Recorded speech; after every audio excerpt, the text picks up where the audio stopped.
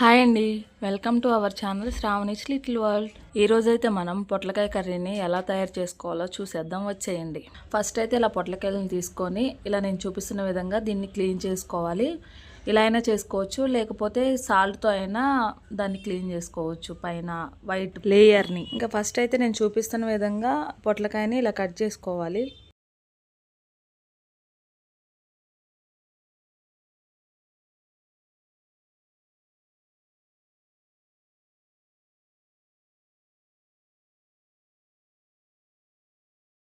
ఇలా కట్ చేసుకున్న పీసెస్ని కుక్కర్లో వేసేసుకోవాలి.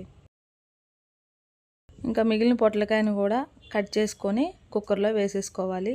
నేనైతే చాలా రోజుల నుంచి పొట్లకాయ తినలేదని చెప్పేసి తీసుకొచ్చుకొని కర్రీ అయితే చేస్తున్నా.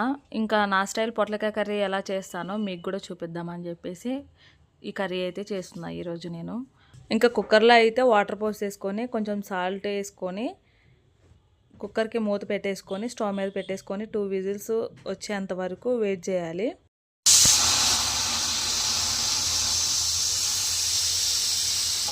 ఇంకా ఒక ఆనియన్, ఒక 4 పచ్చిమిర్చి తీసుకొని ఇలా పీసెస్గా కట్ చేసుకోవాలి.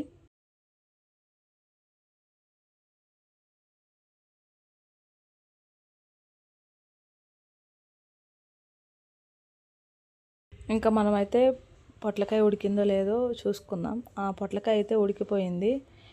ఇంకా నెక్స్ట్ అయితే మనం స్టవ్ ఆన్ చేసుకొని ఒక కళాయి పెట్టేసుకోవాలి.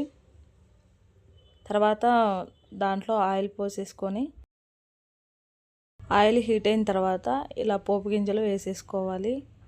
ఇవి కొంచెం ఫ్రై అయిన తర్వాత కరివేపాకు కూడా వేసుకొని వేయించుకోవాలి. నెక్స్ట్ ఇంకా ఆనియన్, పచ్చిమిర్చి వేసుకొని ఫ్రై చేసుకోవాలి.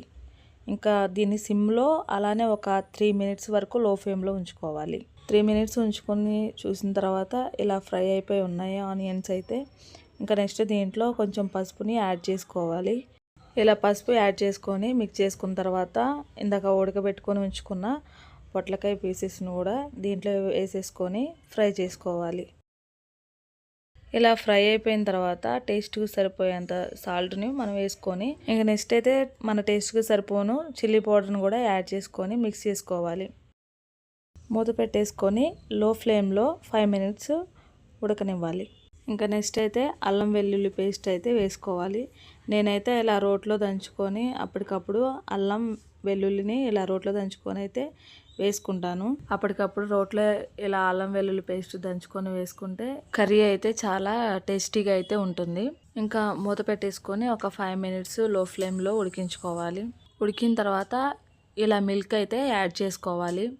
ఈ కర్రీకి టేస్ట్ అంటే ఇలా మిల్క్ యాడ్ చేసుకుంటే చాలా అయితే టేస్టీగా ఉంటుంది కర్రీ. మిల్క్ యాడ్ చేసుకున్న తర్వాత ఇలా మంచిగా మిక్స్ చేసుకొని మూత పెట్టేసుకొని 5 మినిట్స్ లో ఫ్లేమ్లో ఉడికించుకోవాలి. ఇలా ఉడికించుకున్న తర్వాత ఇలా గరం మసాలాను అయితే యాడ్ చేసుకోవాలి. యాడ్ చేసుకొని ఇలా మంచిగా మిక్స్ చేసుకోవాలి. కర్రీ అయితే మిక్స్ చేసుకొని ఒక 5 మినిట్స్ లో ఫ్లేమ్లో ఉండనివ్వాలి. ఇంకా మన పొట్లకాయ కర్రీ అయితే రెడీ అయిపోయింది. ఇంకా మనం తయారు చేసుకున్న ఈ పొట్లకాయ కర్రీని చపాతీలో కానీ ఇలా రైస్లో కానీ తింటే చాలా టేస్టీగా అయితే ఉంటుంది.